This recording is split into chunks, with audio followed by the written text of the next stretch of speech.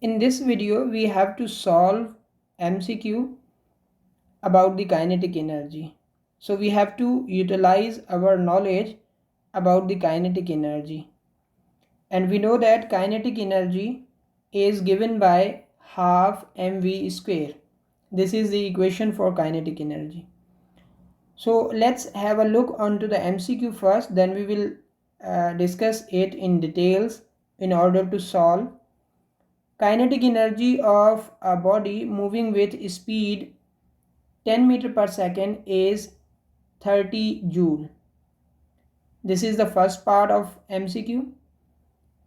Now if its speed becomes 30 meter per second, then kinetic energy will be, what will be kinetic energy in this case? Means we have to determine the kinetic energy. So sometimes students are confused that kinetic energy is given here, then how we can determine kinetic energy again?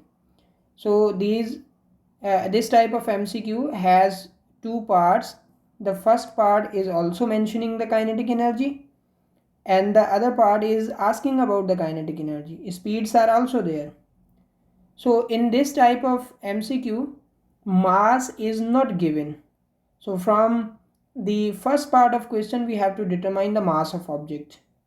Then we have to solve the kinetic energy for the latter case. So let's first determine the mass of object.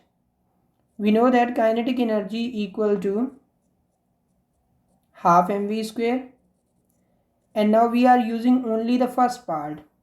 First part means kinetic energy is 30, mass is not given, and velocity is 10 meter per second.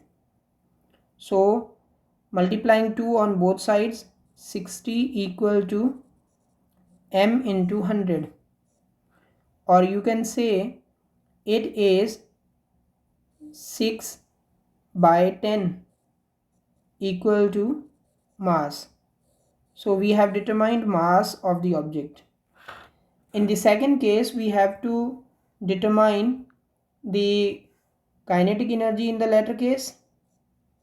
Kinetic energy equal to half mv square, and half is the same, mass is 6 by 10, and velocity is 30 meter per second. So it will become 12 by sorry, not 12 by, but 3 by 10.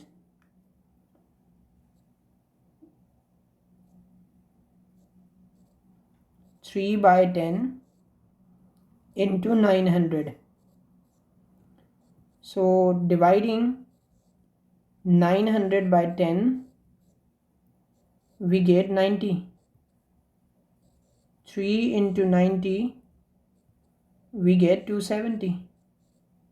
So 270 is the kinetic energy of object moving with 30 meter per second speed in the given case. This is the simple solution, but you have to think on the MCQ in a broad manner that the kinetic energy is given and also kinetic energy is to be determined. So the problem is consisting on two different parts. The first part can be used to determine the missing information, and then we have to use that information to determine the kinetic energy. So it is really important to know that what is the